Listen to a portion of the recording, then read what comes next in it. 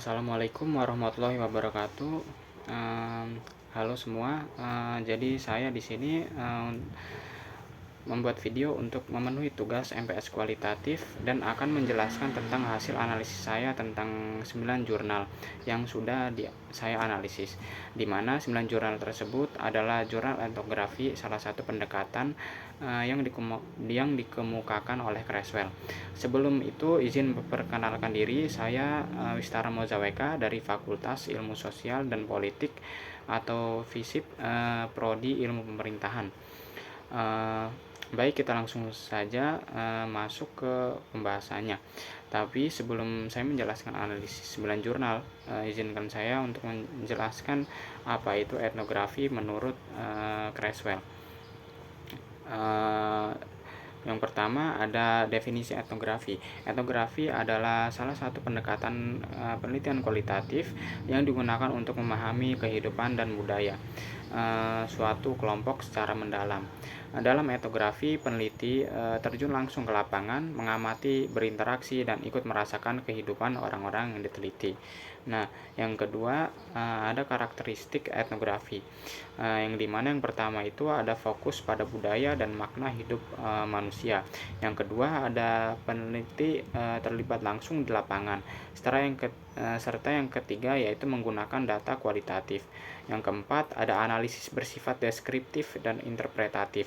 Yang kelima ada dilakukan dalam konteks alami.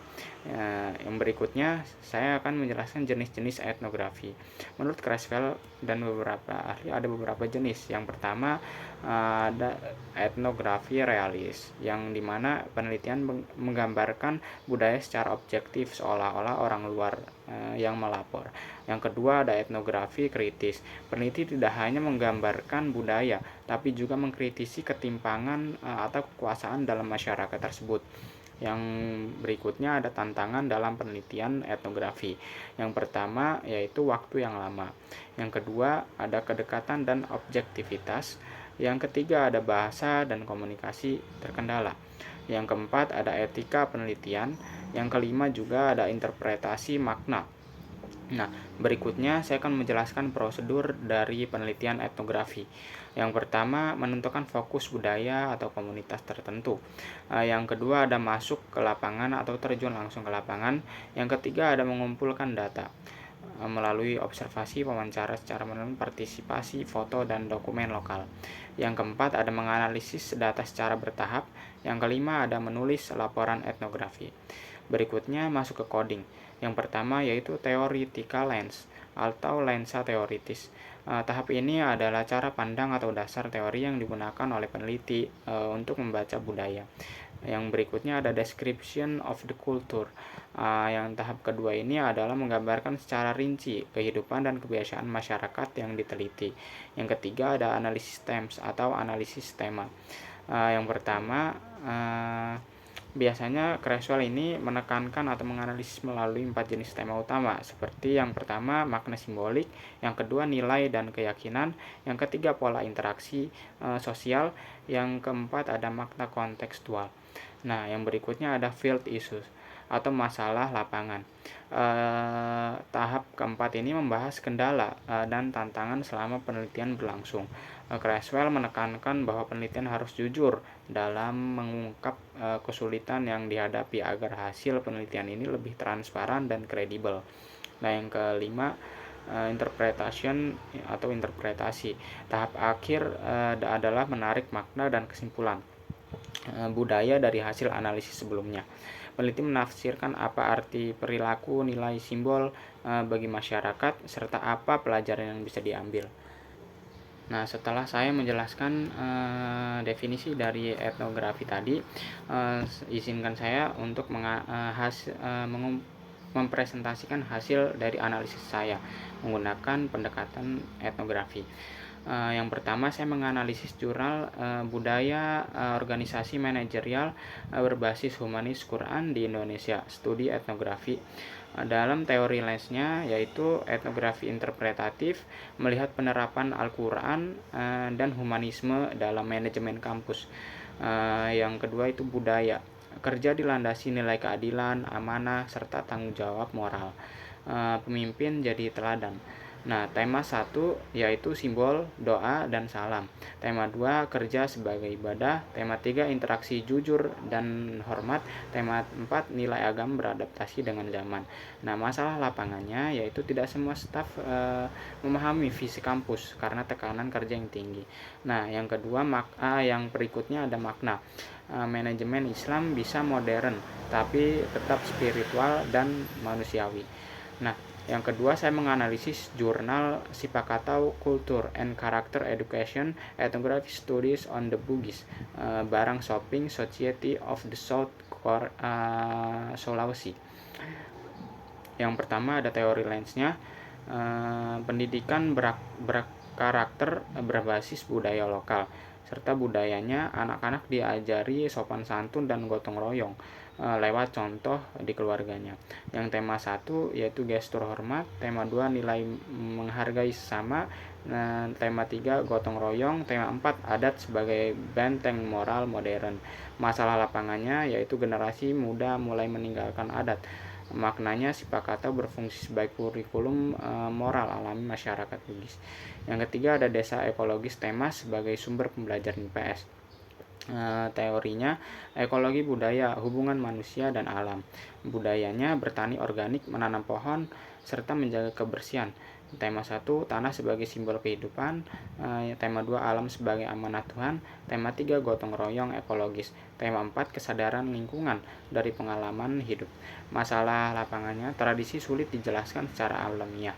Yang berikutnya ada makna. Kearifan lokal bisa jadi dasar pelestarian alam tanpa paksaan kebijakan. Yang keempat, saya menganalisis kewirausahaan budaya keluarga Banjar, studi etnografi. Teori lensnya, ekonomi budaya keluarga, bisnis dilandasi nilai sosial dan moral.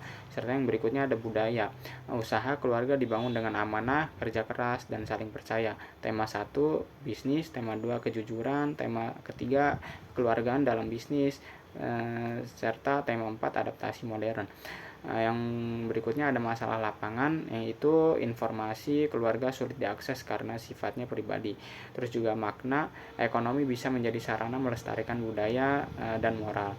Yang kelima, saya menganalisis jurnal pengetahuan tradisional nelayan Mandangin studi etnografi. Yang saya ambil theoretical lensnya etnografi, penelitian bagian dari masyarakatnya, serta budaya nelayan hidup dengan pengetahuan laut, arah angin, dan ritual. Serta tema 1-nya laut sebagai simbol spiritual, kedua keseimbangan alam, ketiga solidaritas nelayan, keempat tradisi sebagai adaptasi zaman. Masalah lapangannya yaitu menjaga objektivitas karena peneliti bagian dari komunitas. Makna budaya nelayan lentur mampu beradaptasi tanpa kehilangan jati diri. Nah, yang berikutnya ada budaya dan saya menganalisis jurnal budaya dan pariwisata di komunitas Dieng, studi etnografi.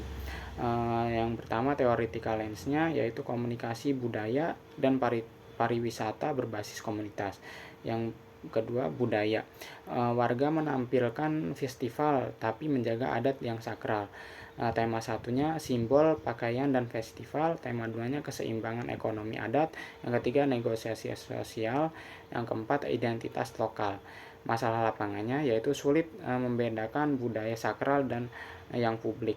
Maknanya masyarakat Dieng bisa memanfaatkan wisata tanpa kehilangan nilai tradisi. Jurnal yang ke-7 saya menganalisis tentang etnografi multispesies desa wisata Hanjeli, Sukabumi. Teori lensnya yaitu multispesies etnografi manusia dan alam sejajar. Budayanya menanam padi dengan ritual larangan tebang pohon.